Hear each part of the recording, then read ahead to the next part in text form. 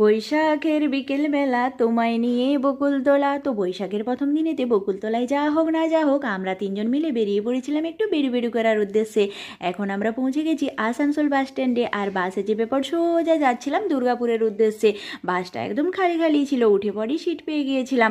আর বাসে বসে বসে খিদে পেয়ে গিয়েছিল প্রচণ্ড, সেই জন্য এখন একটুখানি চিপস খেয়ে নিচ্ছিলাম। আর বাইরের যে ঠান্ডা বাতাসটা কি ভালো লাগছিল তোমাদেরকে কি বলবো আর। তো দেখতে দেখতে দুর্গাপুর পৌঁছে গিয়েছিলাম, মোটামুটি 1 ঘন্টার মতো টাইম লেগেছিল। তারপর নিয়ে নিলাম সোজা অটো, আর অটোয় করে চলে গিয়েছিলাম বেনাচিতির উদ্দেশ্যে। বেনাচিতিতে কিছু কাজ ছিল, সেই কাজটা কমপ্লিট করে পরই একটুখানি লস্যি খেয়ে নিয়েছিলাম, প্রচণ্ড পরিমাণে গরম লাগছিল সেই জন্য। তারপর চলে গেলাম একটু সিলেদার্সে। আর সিলেদার্সে কী কী কেনাকাটি করলাম সেটা অবশ্যই তোমাদেরকে দেখাবো, কিন্তু বাড়িতে গিয়ে।